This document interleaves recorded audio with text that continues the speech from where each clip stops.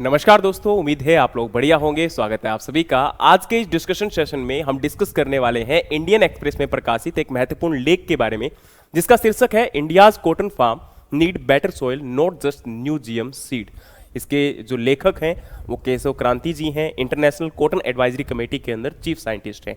अब बात करते हैं कि आज हमारे भारत के अंदर जब भी कपास उत्पादन यानी कि कॉटन उत्पादन की बारी आती है तो दो बातें हमेशा सुनने को मिलती है। पहली ये कि भारत के अंदर न्यू जीएम कॉटन सीड आने वाला है जिससे कपास उत्पादन बढ़ेगा, और दूसरा कि बोलगा 2 के अंदर Roundup ready flex cotton, जिसको हम हर्बिसाइड टॉलरेंट बीटी कॉटन भी कहते हैं, वो आएगा। उससे भारत के अंदर कपास के किसानों की जो आमदनी है वो बढ़ने वाली है। लेकिन क्या भारत के अंदर वाकई में नया बीज जो है वो कपास संकट का समाधान हो सकता है, या भारत की मिट्टी इतनी कमजोर हो चुकी है कि केवल तकनीक के सहारे हम लोग उस मिट्टी को रिकवर नहीं कर सकते या कपास को उत्पादन नहीं बढ़ा सकते? तो आज हम इन सभी सवालों का जो जवाब है, या ये कह सकते हो इन सभी सवालों के आंसर्स हम ढूंढने की कोशिश करेंगे वैज्ञानिक, आर्थिक और नीति आधारित विश्लेषण के आधार पर। बहुत अच्छे तरीके से इसको कंपाइल करने की कोशिश करेंगे, लेकिन इन सबसे पहले मैं बताना चाहता हूं कि भारत के अंदर कपास की महत्वता क्या है। दोस्तों, सबसे पहले आपको पता होना चाहिए कि भारत के अंदर, या ये कह सकते हो विश्व में,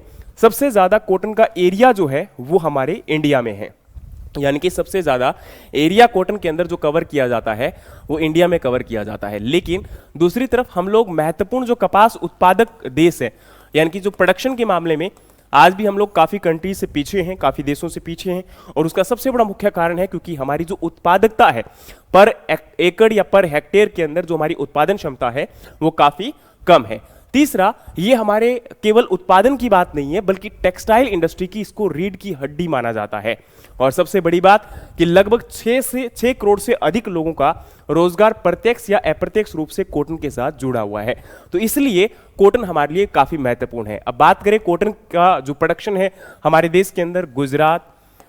महाराष्ट्र, तेलंगाना, हरियाणा, पंजाब, राजस्थान, मध्य प्रदेश, इन राज्यों के अंदर मुख्यतः कॉटन का उत्पादन किया जाता है। हरियाणा और पंजाब के अंदर जो कॉटन का उत्पादन किया जाता है, यहां पर लंबे रेशे का जो कॉटन होता है वो काफी मशहूर भी है, यही कह सकते हो काफी फेमस है, या अपने आप में काफी उसकी इंपॉर्टेंस है। लेकिन पिछले कुछ सालों में हरियाणा पंजाब के अंदर तो कॉटन का एरिया बहुत ज्यादा डिक्रीज हुआ है। बाकी राज्यों के अंदर भी कॉटन का एरिया डिक्रीज हुआ है, लेकिन सबसे अधिक कॉटन का एरिया जो डिक्रीज हुआ है वो हरियाणा, पंजाब और राजस्थान में हुआ है। तो इसके पीछे सवाल पैदा होता है कि अभी भारत के अंदर कॉटन की इतनी बड़ी समस्या क्यों है।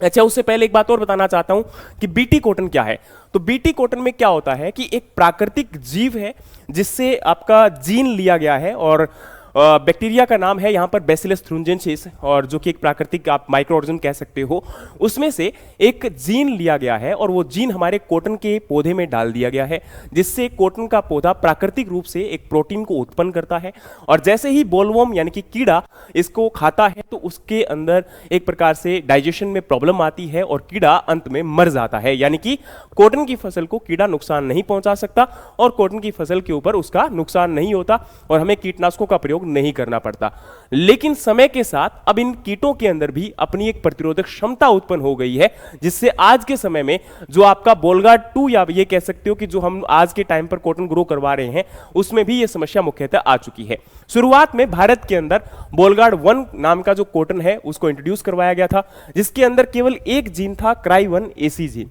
और जो कि केवल यहां पर ये कह सकते हो कि धीरे धीरे आपका काफी फेमस हुआ, काफी प्रसिद्ध हुआ। उसके बाद 2006 में बोलगार्ड 2 भी भारत के अंदर लाया गया, जो कि और ज्यादा प्रभावशाली था। लेकिन समय के साथ आज जब हम 2026 में खड़े हैं तो उससे पहले आपको पता होगा 2015 से भारत के अंदर कॉटन का प्रोडक्शन जो है वो डिक्रीज होना शुरू हो गया था, जिस समय व्हाइट फ्लाई का अटैक यानी कि सफेद मक्खी का जो प्रकोप है वो हमारे देश में देखने को मिला था। धीरे धीरे बाद में देखने को मिला कि जो बीटी कॉटन की वेराइटीज हैं, किस्में हैं, उनमें बोलवर्म का अटैक भी काफी ज्यादा देखने को मिल रहा है, यानी कि गुलाबी सुंडी का प्रकोप जो है वो देखने को मिल रहा है। अब यहां पर बहुत सारे इकोनॉमिस्ट यानी कि कृषि अर्थशास्त्रियों का मानना है या वैज्ञानिकों का मानना है कि भारत में अगर बोलगार्ड 2 या ये कह सकते हो बोलगार्ड 3 या हर्बिसाइड टॉलरेंट बीटी कॉटन आएगा तो उससे देश के अंदर कपास का उत्पादन बढ़ेगा।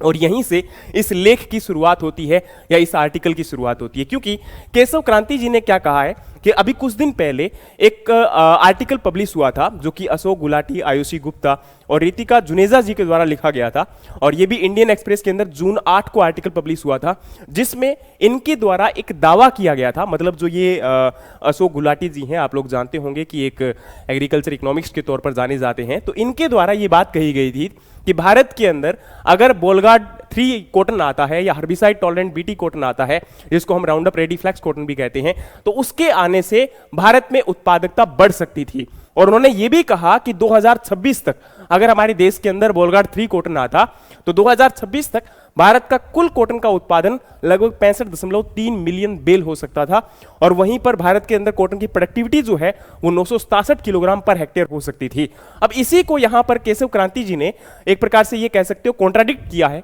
उन्होंने कहा है कि नहीं, केवल जीएम कॉटन की जो क्रॉप है, या ये कह सकते हो केवल बेहतर बीज के आ जाने से हमारे देश के अंदर कॉटन की प्रोडक्टिविटी नहीं बढ़ सकती। तो इसके एवज में उन्होंने कुछ उदाहरण पेश किए हैं, उन्होंने कुछ बातें यहां पर पेश की है। सबसे पहले तो इन्होंने बात की है कि जैसे बोलगार्ड 2, बोलगार्ड 3 जो कॉटन की बातें हैं वो मैंने आपको ऑलरेडी बताई। अच्छा, जो राउंड अप रेडी आपका कॉटन है, या जिसको हम एक प्रकार से Roundup ready flex cotton भी कह सकते हैं, हर्बिसाइड टॉलरेंट बीटी कॉटन भी कह सकते हैं, उसकी खासियत ये होती है कि इस कॉटन के अंदर हम लोग अगर राउंड अप, जिसको हम लोग एक प्रकार से ग्लाइफोसेट के नाम से जानते हैं, अगर वो अप्लाई करते हैं तो उससे कॉटन की फसल को कोई नुकसान नहीं होता, क्योंकि वैसे तो राउंड अप जो आपका एक हर्बिसाइड है वो नॉन सेलेक्टिव हर्बिसाइड है और किसी भी फसल को खत्म कर सकता है। लेकिन अब जो आपका हर्बिसाइड टॉलरेंट बीटी कॉटन होता है या Roundup ready flex cotton होता है, उसमें अगर अप्लाई करते हैं तो आपकी कॉटन की फसल को कोई नुकसान नहीं होता, बाकी जो खरपतवार होते हैं वो खत्म हो जाते हैं, जिससे एक प्रकार से आप ये कह सकते हो लेबर की जरूरत कम पड़ती है, किसान का एग्रोनॉमिकल जो यहां पर वर्क है वो काफी कम हो जाता है। लेकिन इसमें कहीं भी ये दावा नहीं साबित होता कि कॉटन का जो उत्पादन है वो बढ़ जाएगा, क्योंकि अब ये इंपॉर्टेंट बात यहां पर इन्होंने क्यों कही, क्योंकि इन्होंने कहा कि इंडिया के अंदर जो आज प्रेजेंट टाइम में यील्ड है, उपज है कॉटन की, वो 441 किलोग्राम पर हेक्टेयर है। वहीं पर चाइना की जो यील्ड है, उपज है, वो 2311 किलोग्राम प्रति हेक्टेयर है। अब इन्होंने क्या कहा कि आज के समय में जो आपका चाइना है वहां पर भी बोलगार्ड 2 कॉटन ग्रो करवाया जा रहा है, जो कि हमारे इंडिया में ही ग्रो करवाया जाता है। ना तो चाइना के अंदर बोलगार्ड 3 कॉटन ग्रो करवाया गया कभी, और ना ही कभी herbicide tolerant BT cotton grow करवाया गया, और ना ही आपका थायरवोन जो आपका थर्ड एक जनरेशन कॉटन कह सकते हैं वो ग्रो करवाया गया। जबकि हमारे इंडिया के अंदर जो कॉटन ग्रो करवाया जाता है वही चाइना में भी कॉटन ग्रो करवाया जा रहा है। तो फिर कैसे कह सकते हैं कि चाइना की उपज इतनी है और हमारे इंडिया की उपज जो है वो 441 किलोग्राम है। दूसरा उदाहरण भी इन्होंने आपका बताया है कि टर्की के अंदर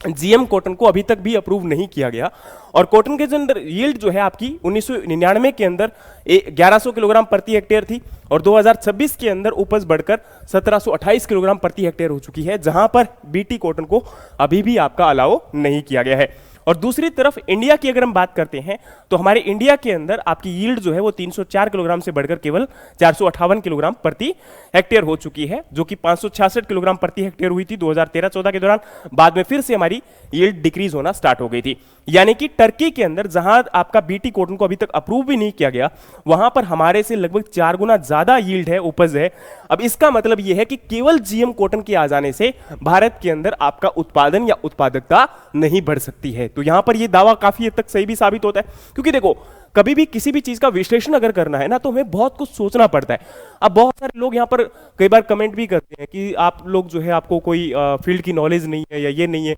देखो भाई, हम खुद भी खेती करते हैं, और दूसरी सबसे बड़ी बात, इन चीजों को प्रैक्टिकली सारी चीजों को आप लोग ऑब्जर्व नहीं कर सकते हो। हर चीज को प्रैक्टिकली ऑब्जर्व करना बड़ा मुश्किल काम हो जाता है, और एग्रीकल्चर टोटली एक प्रैक्टिकल पार्ट है। और दूसरी सबसे बड़ी बात, जिन यहां पर चीजों को मैं शेयर करता हूं हमेशा एक बड़े ऑथेंटिसिटी के साथ शेयर करता हूं, और जितने भी आंकड़े आपके सामने पेश किए गए हैं, आप उन आंकड़ों को जाकर देखोगे, या ये कह सकते हो गूगल करोगे, या फिर आपके पास आजकल एआई भी ऑप्शन है, बहुत सारी चीजें हैं, तो आप जाकर उनको सर्च कर सकते हो, ढूंढ सकते हो। और दूसरी सबसे अच्छी बात है कि ये इंडियन एक्सप्रेस के अंदर पब्लिश हुआ है, और यहां पर इंटरनेशनल कॉटन एडवाइजरी कमेटी के जो चीफ साइंटिस्ट है उनके द्वारा ये लेख लिखा गया है, तो मैं उनका ही यहां पर रेफरेंस देकर आपको ये समझाने की कोशिश कर रहा हूं। तो प्लीज इनको अंडरस्टैंड किया करो, और अपने एग्जाम के लिए, या फिर अगर आप एक किसान हो, या फिर एक साइंटिस्ट हो, या फिर आप एक एग्रीकल्चर रिसर्चर हो, तो ये सब चीजें आपके लिए काफी महत्वपूर्ण हो सकती है।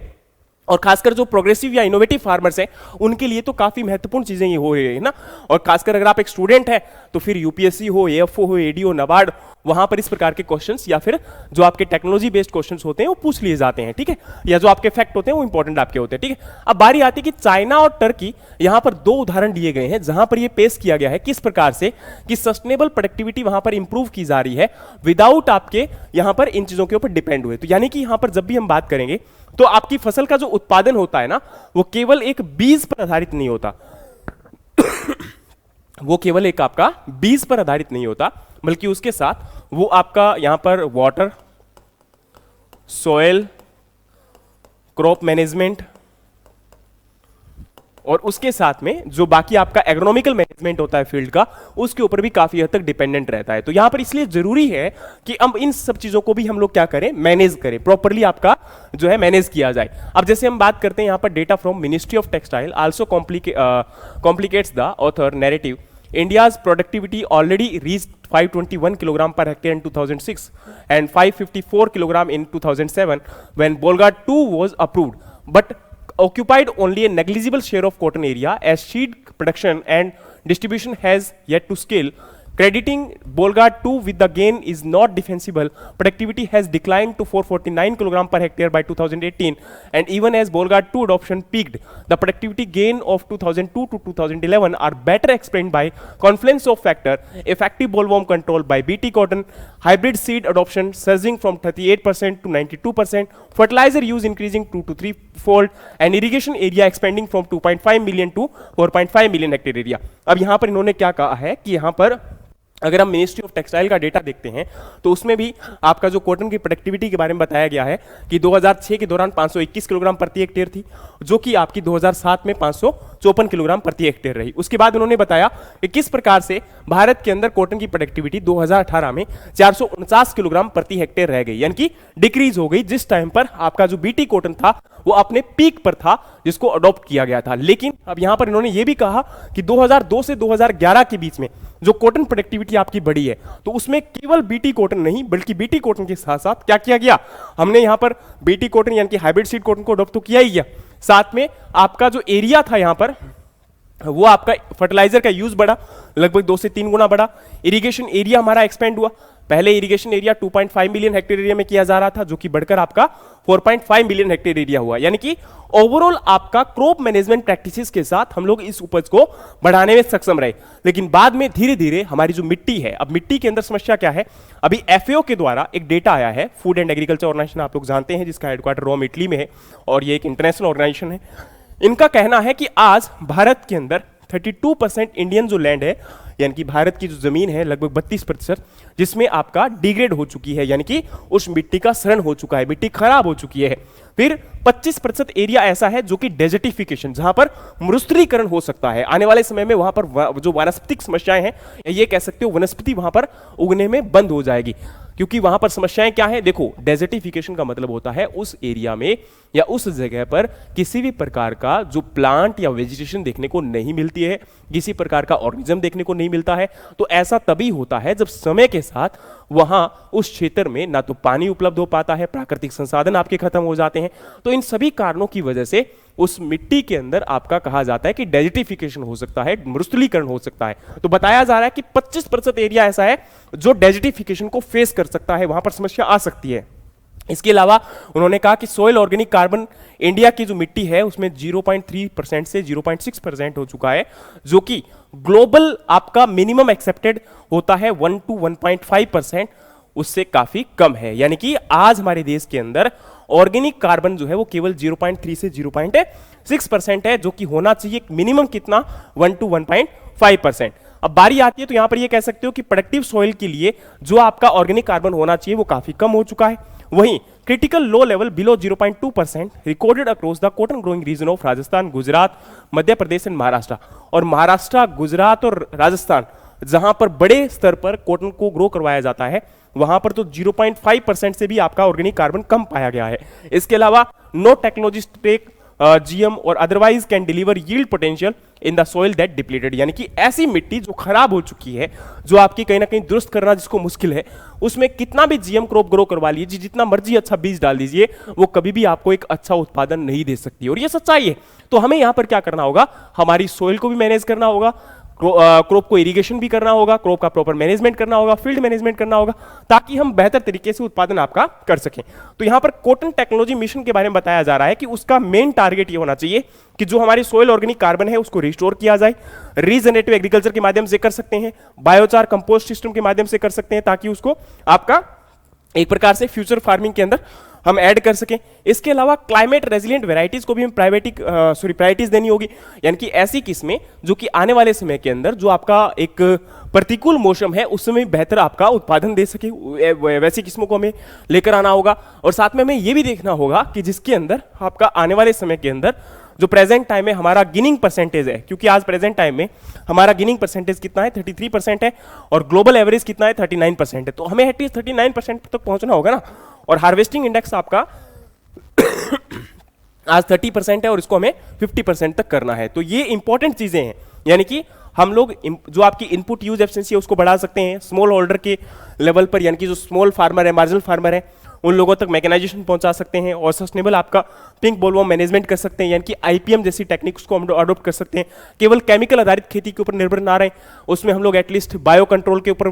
मैक्सिमम से डिपेंडेंट रह सकते हैं, या जीएम क्रॉप के ऊपर डिपेंडेंट ना रहे। अच्छा, एक बात और इंपॉर्टेंटली बताना चाहता हूं कि जहां पर हमारे देश के अंदर आपका बीटी हाइब्रिड ग्रो करवाया जाता है, वहीं चाइना के अंदर बीटी वेराइटीज ग्रो करवाई जाती है। अब ये सवाल खड़ा होता है कि इन दोनों में क्या अंतर है। देखो, बीटी जो वेराइटीज होती है ना, वो अपने फील्ड के अंदर भी मल्टीप्लाई हो सकती है। जैसे पुराने समय में आपने देखा होगा, हमारे जो पिताजी थे या दादाजी थे, वो कॉटन को उत्पादित करते थे, उसके बाद उस कॉटन को आपका उसके ऊपर से फाइबर को हटाकर और उसी कॉटन के बीज को दोबारा से बिजाई के लिए उपयोग में लाते थे। लेकिन जो कॉटन हाइब्रिड होता है वो दो अलग अलग किस्मों का क्रॉस होता है, तो उसको आपके फील्ड में दोबारा से तैयार नहीं किया जा सकता, या ये कह सकते हो उसका उतना पोटेंशियल या उतनी क्षमता नहीं रहती, और इसीलिए जरूरी होता है कि हमें उसको मार्केट से परचेज करना पड़ेगा। तो एक प्रकार से प्राइवेट कंपनियों ने हमारे जो हाथ है वो काट दिए, और बार बार किसान को मार्केट के ऊपर डिपेंडेंट होना पड़ रहा है, और मार्केट से ही बीज को परचेज करना पड़ रहा है। तो वही यहां पर कहा जा रहा है कि हमारी जो निर्भरता है वो कहीं ना कहीं इसके ऊपर आपकी कर दी गई। तो अगर हम आज भी हमारे देश के अंदर जो आपका पारंपरिक बीज है उसको भी इफेक्टिव तरीके से उपयोग में लाएंगे, लेकिन उसमें आपका सोइल और वाटर मैनेजमेंट प्रॉपर करेंगे, हमारी सोइल के अंदर organic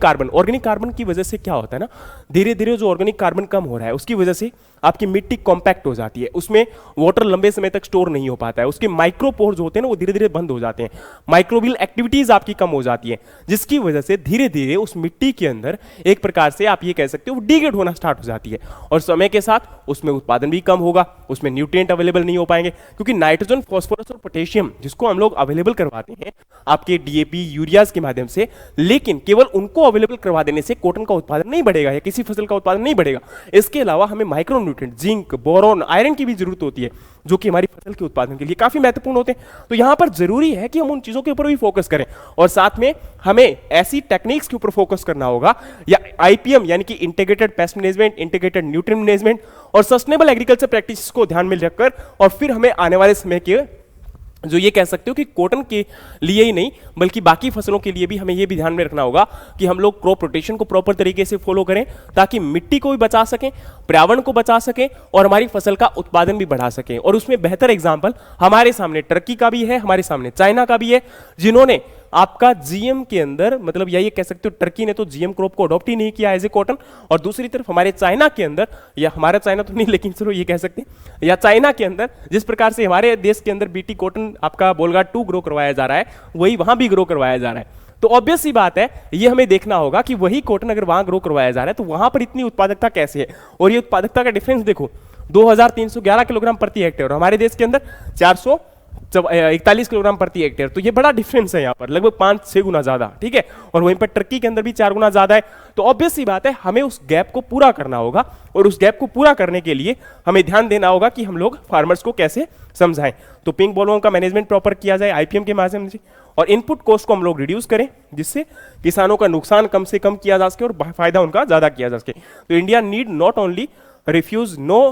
new GM technology, but approving them will not by itself move the needle. The transformation Indian cotton need will come from the better climate resilient variety, healthier soil and better economic practices, and this is what the cotton technology mission must be built to deliver। यानी कि वही बातें हैं कि हमारे देश के अंदर हमें करना होगा कि किस प्रकार से हम लोग नई जीएम वेराइटीज आ रही हैं तो अच्छी बात है, कोई दिक्कत नहीं है, लेकिन उसके साथ साथ हमें इन बातों को भी ध्यान में रखना होगा कि हम सॉइल को प्रॉपर मैनेज करें, एग्रोनॉमिक प्रैक्टिसेस को हम लोग बेहतर करें, हमारी जो वाटर है उसको अच्छी तरीके से उपलब्ध करवाएं, ताकि आने वाले समय में, और इसके साथ क्लाइमेट रेजिलेंट वेराइटीज को भी हम लोग फोकस करें जो हमारे देश के अंदर प्रोड्यूस की हो। और उसके साथ में हमें किसानों को भी समझाना होगा कि किस प्रकार से हम लोग मिट्टी को बचा सकते हैं और सस्टेनेबल या रीजनेटिव एग्रीकल्चर के माध्यम से आपके फसल के उत्पादन को बढ़ा सकते हैं। तो उम्मीद है कि पूरा सेशन आपको पसंद आया होगा। आज थोड़ी सी तबीयत खराब थी, इसी वजह से बीच में लैगिंग हो रही होगी, लेकिन फिर भी कोशिश की है कि आपको अच्छे तरीके से समझा सकूं। इसी प्रकार के सेशंस के लिए फॉलो करते रहिएगा। आने वाले वीडियोस में हम और इंपॉर्टेंट कंटेंट आपके साथ साझा करेंगे, लेकिन जरूरी है कि आपका प्यार यूं ही बना रहे। मिलते हैं नेक्स्ट वीडियोस में, तब तक के लिए जय हिंद, जय भारत।